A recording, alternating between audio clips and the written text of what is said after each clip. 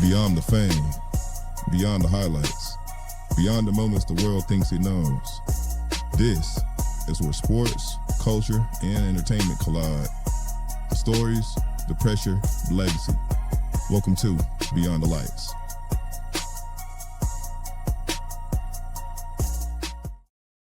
What's going on, everybody? Welcome to Beyond the Lights, where we talk about sports, entertainment, and everything in between. You know, it's Deuce checking in with two of my good brothers. We got Alvin and Jeff. Gentlemen, how was y'all's week? Good, man. Can't complain. Good. The resident funny man here, just giving my thoughts and trying to help out these other good brothers. Jeff, how you been? Doing well, Alvin and Deuce. My week has been great. I can't wait to get into some of these topics, man. Definitely. Yeah, man. The summer is heating up. I mean, things are going real crazy right now, but let's kick it off with sports.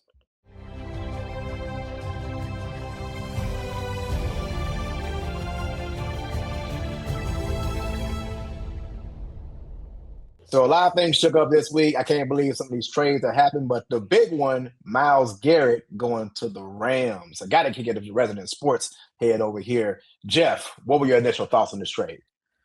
My initial thoughts was like, is this the off three or what are the troll accounts? I was like, this got to be like one of these troll accounts, but because the Rams were already the favorites to win the Super Bowl, and the fact that you add the guy who just set the single sacks record on a team that picked sixth in the draft, right? So it means they never had a lead. And dude just set this single season sack record, two-time defensive player of the year, is now going to the team who also has the MVP and was one play probably away from going to the Super Bowl themselves.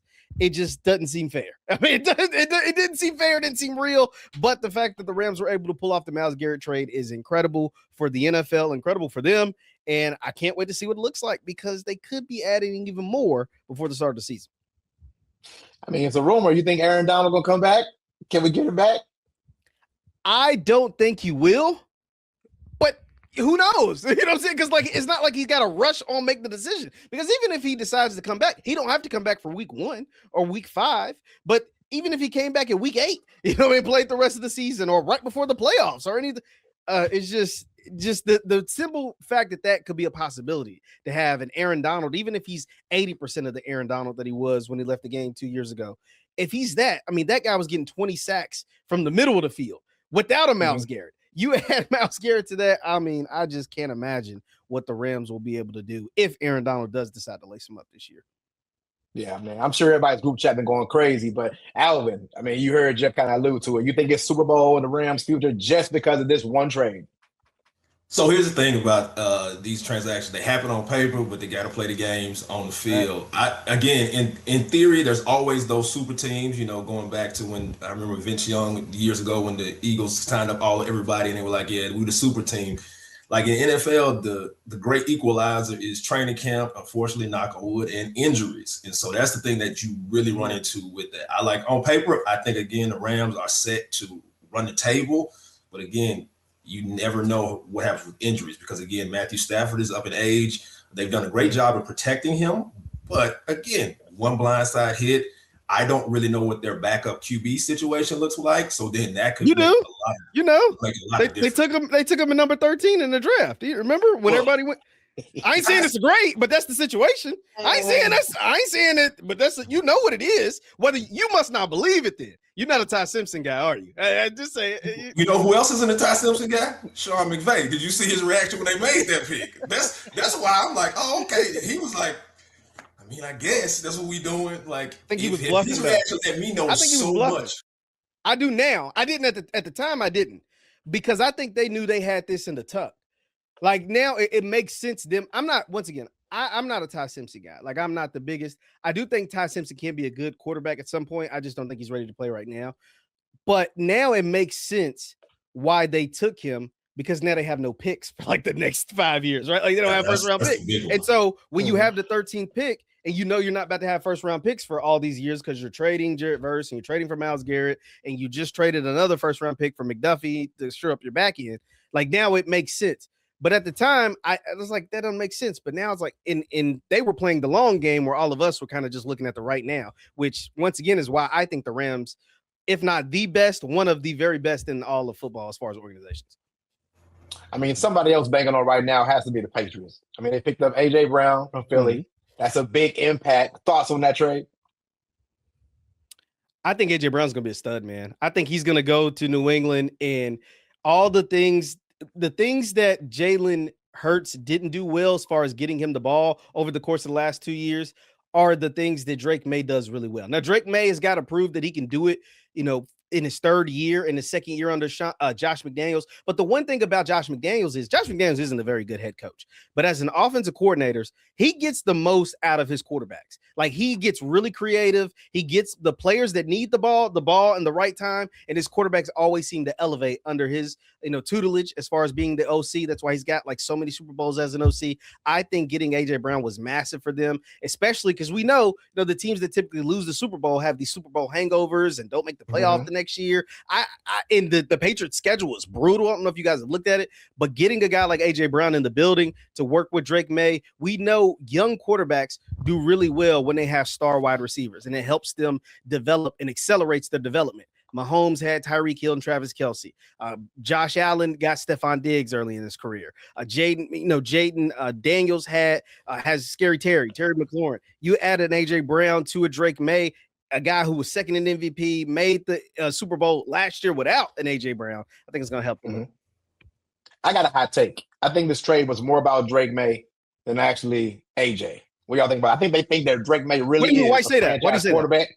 I just feel I'm not sold on Drake May yet. I'll be honest. I think, hey, you had a good season. Okay. All right, you saw like you can play the game, but to me, he's not there yet. I just don't believe it. I think AJ is more impact than Drake was going to be. We'll see what happens besides his name being cool. He's not Iceman on the field just yet. That's how I feel. I could be wrong. Other thoughts on this one? I think my other thought goes to what Philly does. What is Philly doing? I feel like Philly has been the house that's been on fire for a little while, and I think it might be a four-alarm blaze at this point.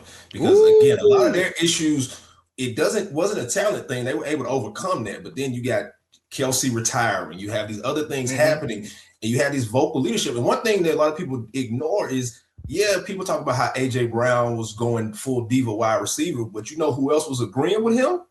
The other guy who doesn't talk that much, Devontae Smith. And so that's an issue.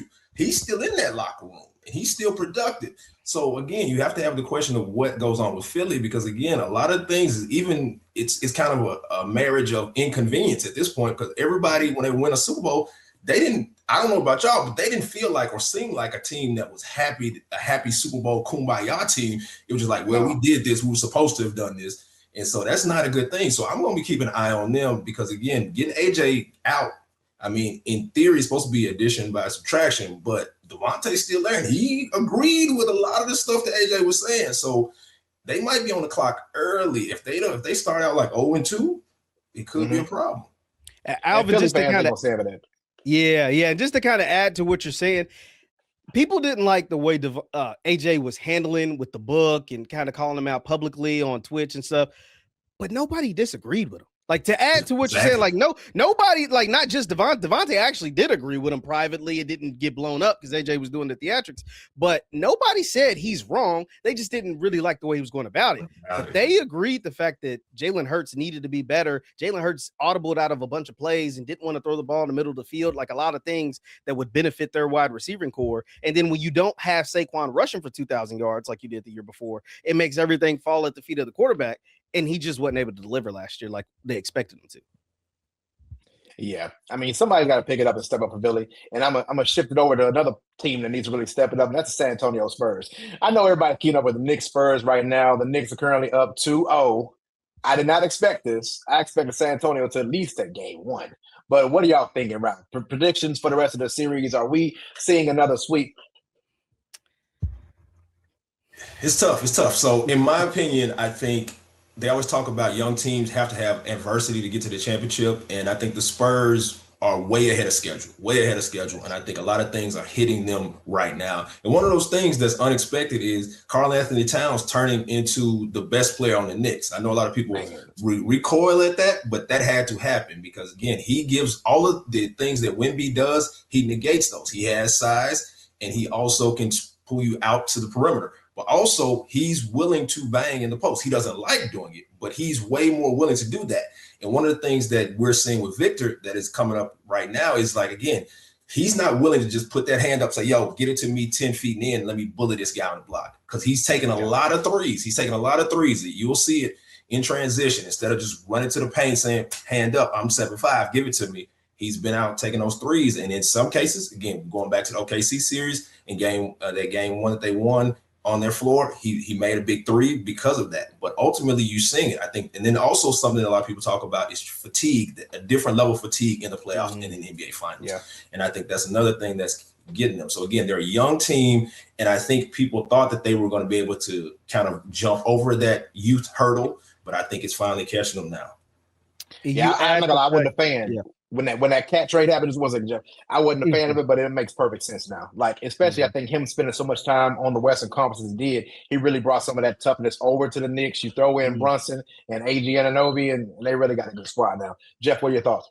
No, just to kind of add to what you guys were saying, the minutes thing is big because, Wemby he played less than 30 minutes a game during the regular season, right? That matters because now you're talking about he's playing close to 40 minutes a game. You're under 30 during the regular season. Now you're hovering around 40 during the playoffs, and now you're deeper into the season. One thing that I remember very vividly was Anthony Edwards. I think after the first time they made the Western Conference Finals, said, what do you need to work on when you come back? He said, I have to work on preparing my body for a longer season.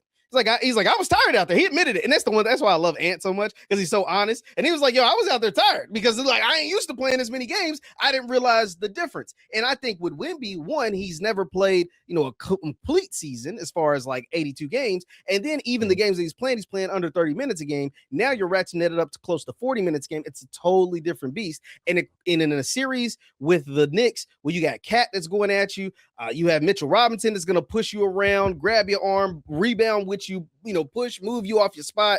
And the fact that you still aren't totally comfortable working from the free throw line in, as far as playing basketball from the free throw line in, as opposed to shooting a bunch of threes. I think all of these things are just showing where he needs to grow, because like you said, nobody coming into the season would have had the Spurs in the finals. The fact that they made it here in the emotional way they made it here, coming back from down 3-2 to the OKC Thunder, I think they felt like they won the championship when they beat the Thunder. The problem is they had the Knicks on the other side, and the Knicks was the hottest team in basketball. Selfishly, as a Houston Rockets fan, I wanted the Spurs to win so I can stop hearing about Wemby and we can get that ship sailed and off into the sunset somewhere. Because I personally feel like, I don't know, we've never really seen people that are over 7 foot tall do so well in the NBA. I mean, you look at how Yao Ming had injuries. You look at Sean Bradley. I can name a bunch of other people. Shaq's probably the best one that kind of really lasted. But what do y'all think happens in Game 3? And what do y'all really think for Wemby? If they lose this finals, what does that do for him, his psyche, and whatnot?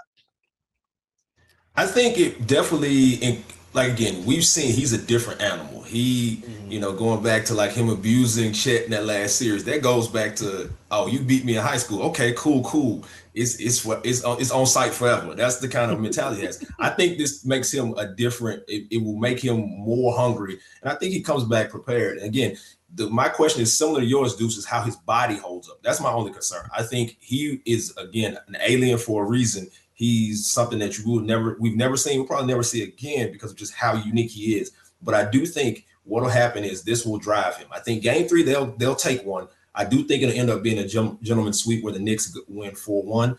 But I think this will drive him to get better and bulk up a little bit more, get ready to bully a little bit more on the block, because I think that and conditioning will help him going forward. And I think if he can stay healthy, we're going to be in for a long, long reign of supremacy from this young man. Okay. I definitely think the NBA. Yeah, I definitely think the NBA hopes that this stretches to at least 6 games. They don't want to sweep or gentleman's sweep, for TV sponsorship purposes. At the same time, I think the Knicks take Game 3. I do think the Knicks will go ahead and get this over with. I think they want to win this thing at the Garden in Game 4. But at the same time, when it comes to Wemby's psyche, he's kind of shown that he's grown and evolved, and his game has taken a step every single year. He was in top 3 in MVP voting this year. I think next year he goes into it as the full-on favorite and as someone who will learn from this, this opportunity that he had in the finals and that they kind of blew, losing those first 2 games at home. I think he'll learn from that and come back an even better player. Yeah, I know one thing. If the Knicks sweep them, if the Knicks win regardless, New York City is going to be crazy for the next 6 months. Yeah. They're going to go crazy. But they sweep them for sure and win that last game in the Garden. I don't even want to be anywhere near New York when that happens. It's gonna be crazy. It's literally gonna be a movie, as the kids say. But shout out to all the Knicks fans. I will give y'all credit for one thing. Y'all really are wrapped around y'all's team. I got a buddy that's in New York. He said you can't go anywhere without seeing blue and orange everywhere. So to see that city really rally around the team and do all this is really propelling them. So I got to give them that much credit. But leave your thoughts in the comments. Let us know who you think is going to win, who you're pulling for, what's going to happen with Wemby, what does the future look like. And we're going to move over to entertainment and talk about some summer movies.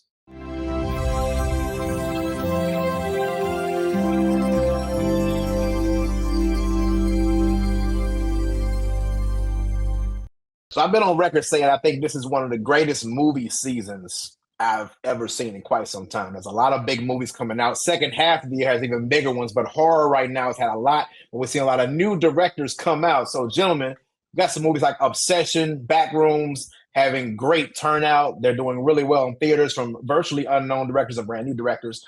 Is God Is, I Love Boosters, a lot of stuff. So what movies have y'all seen? What's been y'all's expectations going in, and what are your thoughts coming out? So for me, I'm a big summer movie guy. I'm looking forward to seeing the Scary Movie 6. I haven't got a chance to see that yet, but I'm going to see it with my wife on this week. I think one of the things about summer movies is the best time for escapism, and I think seeing these new stories be told is great. I think one of the things coming out of the pandemic is we saw a lot of studios kind of consolidate, not do things as big, and so I think having this summer movie season with these unknowns is really promising because a lot of stories get told. Because I think if we didn't have coming out of the pandemic, I don't think Sinners gets made. That was a very unique and new story, and we saw that kind of opened a pathway for new directors and new voices. And that's one of the things I want to see, especially in Black cinema. I think a lot of times people have this very narrow view of what we are into, what we're interested in. And so I love the idea of, like I said, I Love Boosters and Is God Is. And I think that they're both are doing, Is God Is isn't doing as well as I believe it should be, but I think it's a very good movie. And I Love Boosters is getting real good critical acclaim. So I hope, again, we support these movies. And again, it's good seeing new voices being made, because one of the things that happened, again, post-pandemic is a lot of studios kind of went to the safe route, basically remakes or, a lot of stuff like that, or unnecessary sequels, because they're like, but I think new stories is how you get new creators and new voices. So I'm hopeful for that. And I think this movie season will kind of show us that these new voices are giving rise to more entertainment for us to consume. And a lot of Black leads in these films too. I Love Boosters, and of course, Backrooms right now, and then Is God Is. But I got to go back to something you said. You said Is God Is not doing as well as you thought it should be. Did you like the movie? I did like the movie. Some people have. So I think a lot of the conversations that happen with certain movies is I think one of the things that happens for us, in particular as a community, is that we get very protective when it comes to certain themes within a movie, and we can't just look at it as an isolated situation. I think a lot of people felt the way very viscerally about Sterling K. Brown's character in the movie. If you haven't seen it yet, you'll know exactly why that is. But you have to sometimes let the art be the art. You can't allow it to define us all. We're not monoliths. We all have different interests, different tastes. And so my thing is, I like seeing a different take on certain things. It was almost kind of like anime-ish plus Black Southern Gothic to me. Mm-hmm. And that was one of the things I like. I just like seeing something different, something new for us, because then if we are successful in that lane, that gives us another tool in our tool bag for creativity. And I think that's one of the things I appreciated about the movie is, again, it was humorous in certain places, very jarring in other places, but I think cohesively it made sense, and I think it was a good movie. Spoiler alert, Sterling K. Brown cries in the movie. Just letting y'all know. I feel like he cries in every single thing he is in. When the minute he came on the screen, I was looking at my wife, was like, he's about to cry. And you can just see he's about to. He got like the Denzel single tear cry. That's what he got. Yeah, I was waiting. He's cold though, man. Yeah, because I'm waiting for the tear to drop. I'm like, look, he already watered up. I'm like, if it is in this contract, I got to cry in this role. I'm ready to cry. But no, I wasn't a fan of Is God Is, just to wrap that up, and then Jeff, I'm coming to you. I thought Is God Is was good. I went in expecting something really, really, really well. I thought some of the dialogue seemed forced. The ending surprised me. I wanted more from it. It just seemed like, man, this is kind of dragging. I didn't really care for the characters too much, but that's kind of me. I'm real critical on just really the screenwriting and how the movie goes. And I'm not saying it was a bad movie, but is it lived to my expectations? Jeff, what's your thoughts on some of these summer films? just go back to something Alvin had said. Original IP is something that I feel like had stifled creativity. Studios were only funding, to his point, sequels and known names as far as like remakes, sequels, those type of things. And so when you have a blockbuster like Sinners, which is an original IP created by a really dope, smart, young Black creative, it does. I think it gives other people hope to maybe I can get that studio budget on my original IP. But it takes for a movie like Sinners to do well for a studio, especially with all this consolidation that is taking place in Hollywood and just all around the country, essentially, that allows other creatives to have that opportunity, maybe backing by some funds they wouldn't have had originally. To me, I haven't seen a bunch of movies. I'm not a huge movie person, but I have seen the one movie that I saw, and it goes back to not necessarily an original IP, but doing something right the first time, is the Michael movie. Right? Like I saw Michael, I really enjoyed it. I thought that, like, when you have people telling the story that needs to be telling the story is when you get the right product, right? Like a lot of times you see these, biographies or that come along, but they're written by someone who either wasn't there, had no clue what's going on, that read about this person in a book, as opposed to knowing this person, or as having that, these people that know this figure. And to have Jafar Jackson and all the Jacksons involved, Jafar playing Michael, I think just made that movie outstanding. That's been my favorite movie so far of the summer. But I sing a lot of these Is God Is, I Love Boosters, these original IPs that are getting the funding that they need and getting the push in some perspectives. Other maybe need some more in other ways, but I have enjoyed seeing these young creatives getting an opportunity to display their craft. Yeah, you talk about original IP. So I saw Backrooms this weekend. You can't get more original than that. I mean, this started as a YouTube series, and if you think about it, it's so minimal, and the subject is just so like, all right, we're in the back rooms. It's just endless rooms, nothing to go. But they do such a good job, and I'm forgetting the gentleman who directed it. He's a young director. But I mean, you have tension because you don't know what's going to be behind the next wall, like the whole time. And Chiwetel Ejiofor does a great job. They do a really good job of tension in that film. I think if you were a fan of the YouTube series, you'll like the way it goes. It did kind of leave things open for more things to come. But it's been a big summer movie series. I mean, we got Master of the Universe just came out. We got a Spider-Man movie coming soon. We got Avengers Doomsday toward the end of the year, past the summer. We also have Odyssey. Disclosure Day looks amazing. Like it felt like every week there's a new big movie coming out that I want to see. Before we move on, what's something on y'all's list that y'all are waiting for? Oh man, there's a couple different things. Not so much on the movie tip. I want to see Aaron Pierre's Lantern series on DC, and I've been looking forward to jumping into Spider Noir. So again, there's a lot of new interesting things that we have out there that are giving us space, because I know in Spider Noir, Nicolas Cage is the lead, but Lamar Morris is in it. So seeing Black faces in these spaces that we usually wouldn't do. Again, typically the Sinners effect is happening, where we're getting more diverse thoughts and diverse IP, and then that gives us the opportunity to get into those spaces. So I'm looking forward to seeing those things. And then there's some other movies that are coming out, as like I said, more toward the fall. This summer movie season isn't moving me as much in the past, but I know that there's some stuff that's coming, and I think that it's good that we have all of this, these opportunities to watch new and engaging IP. Yeah, I have not seen. Yeah, I've not seen Is God Is yet, but that is on my list. I am currently watching the final season of The Chi. So that's a TV series that I'm watching, and then I'm wrapping up season 2 of Cross. So anything that got Black folks on the screen, I'm trying to tap in. And so those are the 2 shows, and then the movie that I want to see. Yeah, me being a little bit of a comic book nerd, I'm waiting on Doomsday patiently. Yeah, the Spider Noir is definitely on my list. But I mean, as a person who grew up in the '90s. I can't believe I'm getting a summer where a Mortal Kombat movie came out. I got some X-Men people coming up in Doomsday, and I get a Street Fighter movie that actually looks good. Hey, I'm good to go. But speaking of diversity, let's switch to some age diversity, because we had an interesting hot topic earlier this week surrounding Jay-Z and the fallout from his freestyle at Roots Picnic. So after this week, from all the stuff that's came out, Dame Dash has responded. I saw Oskino, he was responded. Everybody has had something to say. What are y'all's thoughts on the whole Jay-Z fallout? That's the thing, though. Have they? You just named Dame Dash and Oskino. That ain't who he wanted to respond. He thought Drake, he thought Nicki, Tory. So he thought they was going to say something. Man, they are paying, as academics put it, they are paying him dust. They are not worried about what the Hov said.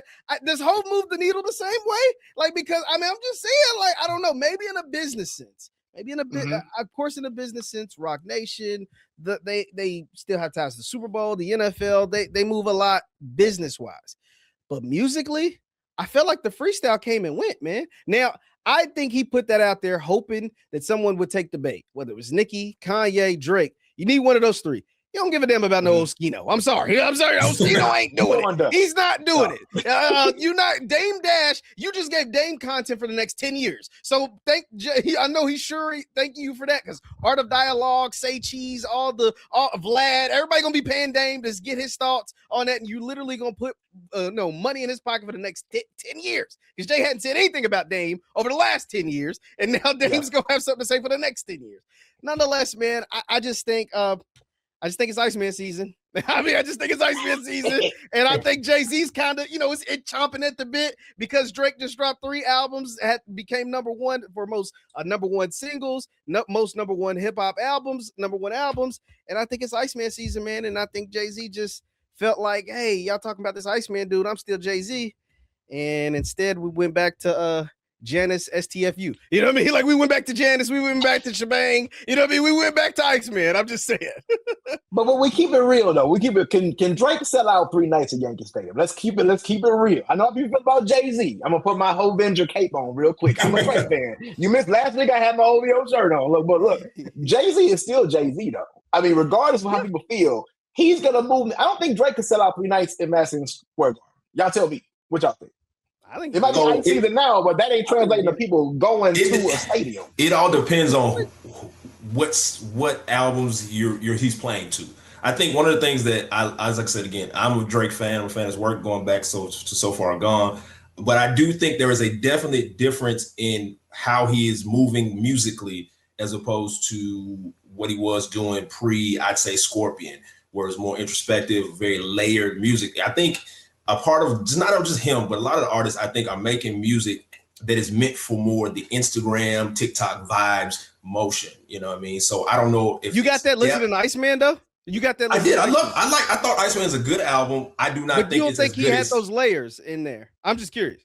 Not really. I went back to listen to Take Care, for example. I think Take Care is his best cohesive work, and I think comparing those two, I just don't hear it. But again, it's not. I don't put it on the artist. I think now we have a stan culture that will consume whatever you give them because they are such fans of you that I don't know if it's as layered as it should be. And so that's the thing that concerns me, because even I don't want the OVO people coming for me. I thought GNX was just a good album too. I don't think it was as good as the other works that Kendrick has, or even the Untitled Unmastered work that he put out years ago. I think is probably one of his best works, and that wasn't even like an album. I see where we're going there. Okay. That tells me a lot. Okay, I think it's one of his best works. But that just tells me a lot, because I was not a fan of Untitled Unmastered. And trash, Basura. Put that in the trash.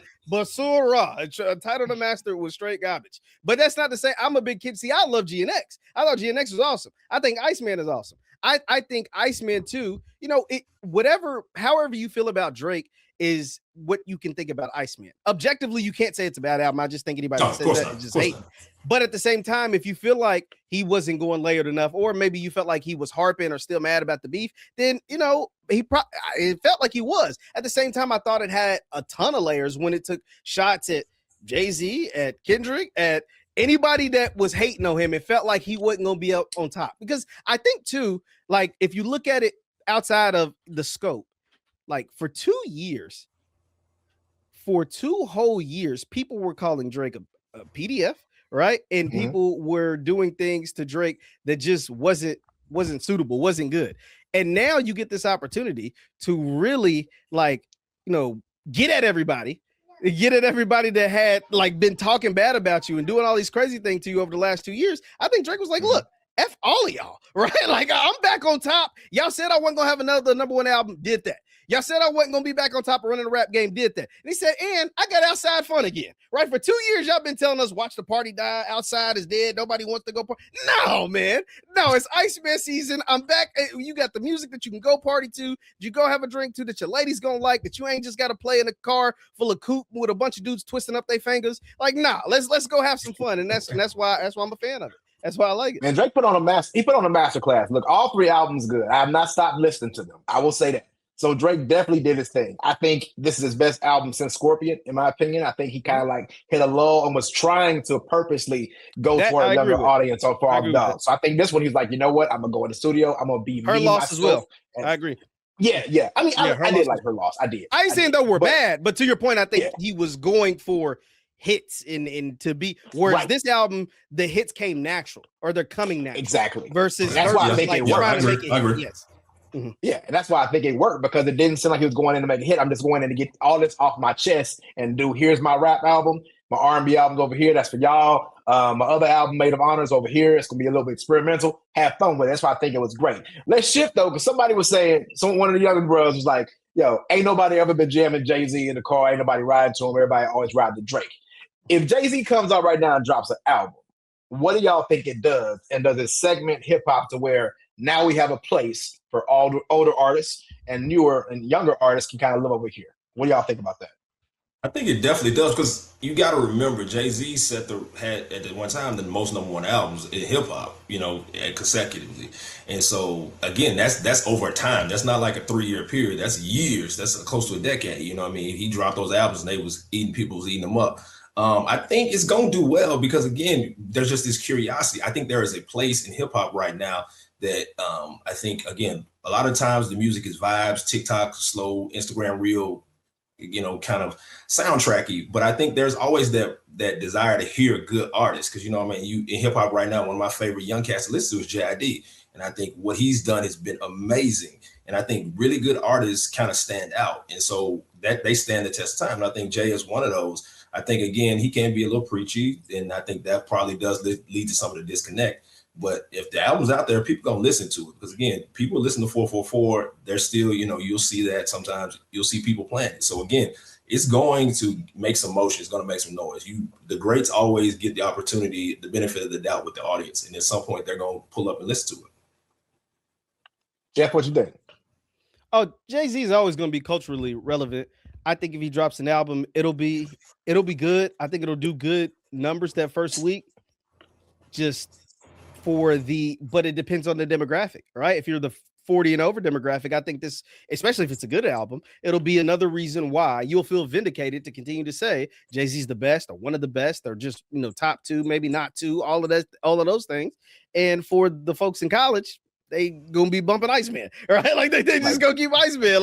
And I think some of this is part of a rollout, as far as like him changing his name, showing a different hairstyle, having these shows, doing a Roots picnic, the Yankee Stadium shows. Like I think all of this could potentially be a part of the 30th year anniversary of Reasonable Doubt, coming back saying I dropped did a dope album 30 years ago, could do another one now, right? To show the longevity, as you spoke about earlier, Deuce, as far as like hip hop legends still being able to put out relative music in today's time, despite coming out 30 years ago. Like I think all of that is part of this rollout that I think is what's taking place in front of us. At the same time, though, it's just I think too, when it comes to just the last point on Drake, is that for a long time we have seen the maturation of hip hop artists, right? Like you start off as this young kid, whether you're as a teenager or in your early 20s, and you get popping, boom.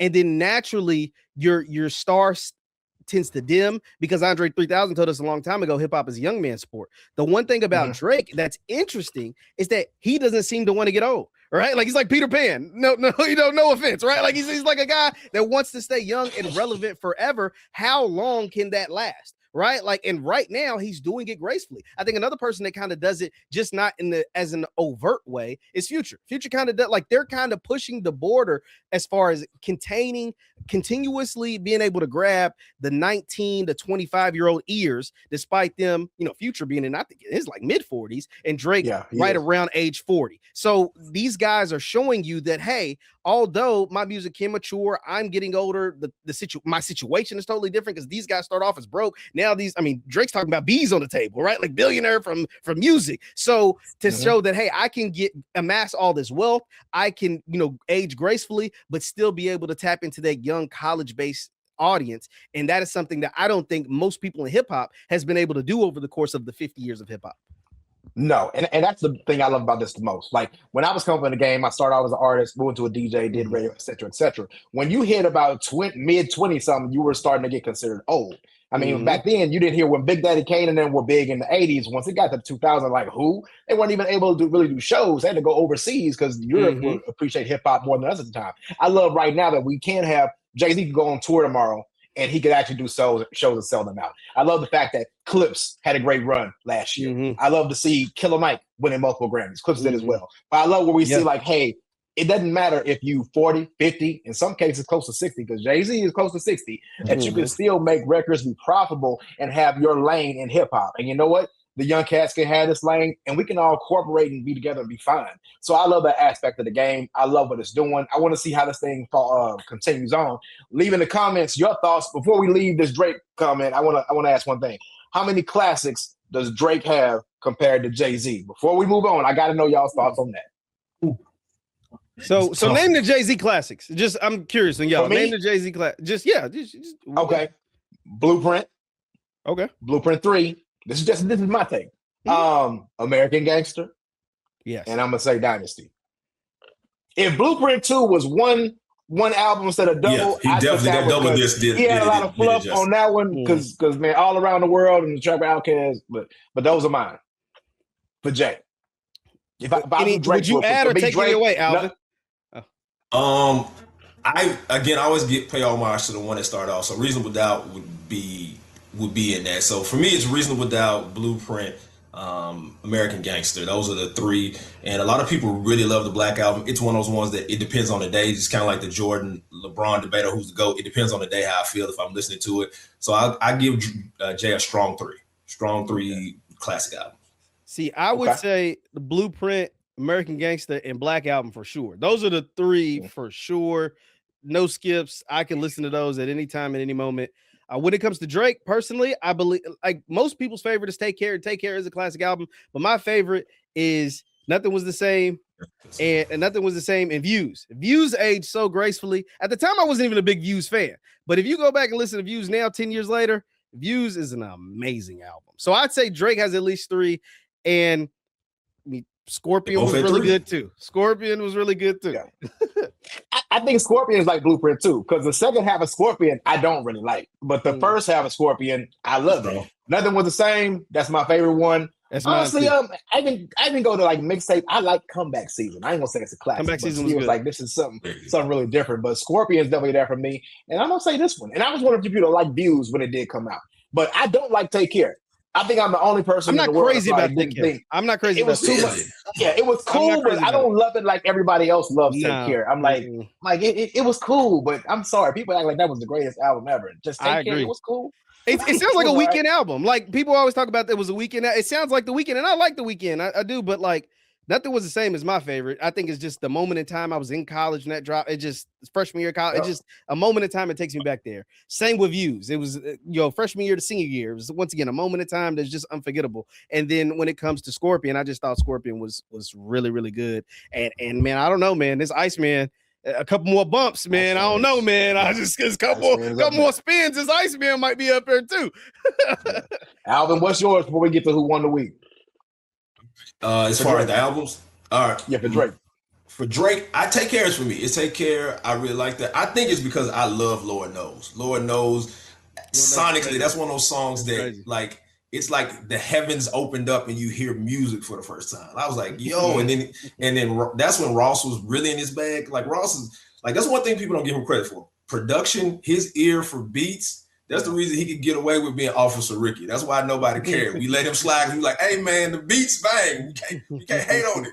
He brings the heat. And that's one of those ones, no matter where you are, it's one of those songs, you know where you heard it the first time you heard it. And I think that's really what really carried that through for me, because that's one that I go back to all the time. I listen to Lord Knows on my workout mixtapes, everything, because it's that good of a song. So the best song you think an artist makes at that time, really has an impact on that. So I Take Care for me is up there because of how good Lord Knows is. Like it carries that out.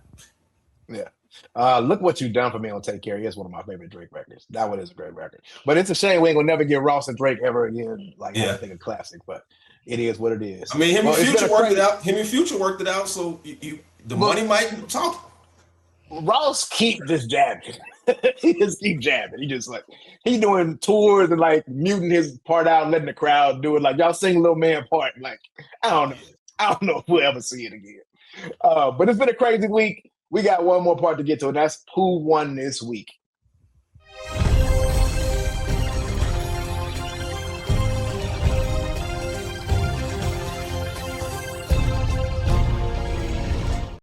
All right, gentlemen. Jeff, I'm going to kick it to you first. Who do you think won this week?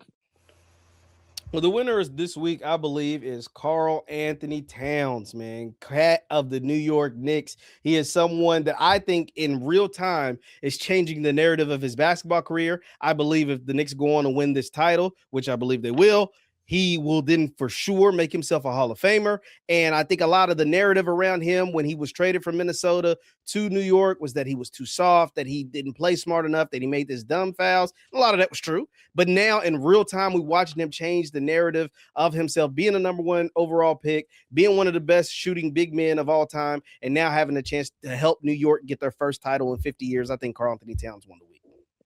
Okay. Big cat. Hall of Famer. I think you stretching, but we can talk about that next time. Alvin. Somebody you mentioned earlier in the show, because of his guy, is Sterling K. Brown. It just made me reflect on what he's been doing. As of late, he's having a career renaissance. It wasn't that he was in a bad place, but he is in a place now where he is everywhere. Literally everywhere I look up, he's there. He's on somebody's podcast. He's promoting, and he's doing a lot of good work. It's that for me started with Paradise recently. That has been a great show. As he's the lead, and he's carried that show. And then, of course, going into Is God Is, and he's doing a lot of work. And then also one underrated film that people probably didn't see him in was American Fiction. Was Jeffery Light. He did a great job in that one too. So again, he's winning the week for me, and I think he's done a great job with everything that's going on. And I hope that brother keeps doing great work. I'm sure he's somewhere crying about the week right now, just shedding tears. For just one tear. For me, speaking of shedding tears, making me laugh till I cry is Drewski. That's my who won the week. I don't know if y'all saw the new Drewski skit, but it reminded me of so many people that I know. We talked about earlier aging gracefully. Them dudes who won't let it go. They getting on TikTok and thank you for the galaxy. I'm like, you just learn how to use Go Live. Steven Jackson sent his cease and desist yet. That's what I want to know. I want to know did he send it. That's the first person I thought of when I saw that skit. I was like, Steven Jackson. Checking in at O Block. Oh man, but Drewski, he won. He doesn't miss, man. He's on the run right now. So that's mine, man. Well, last thoughts before we get up out of here. What do y'all got? One of the trends that I love talking about that's going on right now, it is, if people don't know, it's Black Music Month in June. And shout out to Naima Cochran, Naima Graham. She does the music sermon series that does the Black Music Month Challenge. It's one of my favorite things that happens every year. I tune in every day because I get to share my music thoughts because they give us a new prompt each day. I think today it was what song is like your musical therapy, and you get to share your ideas, but you also get to see other people's. And it kind of helps me over the last few years find new artists, new music in our culture that I may have been sleeping on. And I've even helped some people because I know I was on Anderson .Paak's Venice album, the first album he made in 2015. I remember sharing some of the music there last year. People like, man, I didn't know he had an album that long ago. So that's one of the trends that I'm watching. I love that. If you don't know, again, follow Music Sermon. They gonna tap you in with some great music, and you get to learn more about our culture and go back and dig in them crates. Final thoughts. Caleb Williams is on the cover of Madden, and he don't deserve to be. And the cover stinks. Both of them stink. And it's Iceman season. Nixon 4. That's all I got. Oh, man. I think y'all said enough for me. I mean, I'm still listening to Iceman, but I tell you what, I'm looking forward to this Prince album that just got announced to age myself. But I'm interested to see like what they do with this unreleased material because Prince didn't really want anything getting out there. So that's really kind of my last thoughts on what we do with artists when they pass and then they got all this backlog of material. Do you put it out? Do you keep it? So that's kind of my last thoughts. So y'all think about that out there. Leave your thoughts in the comments about anything we talked about, and we will catch y'all next week on Beyond the Lights.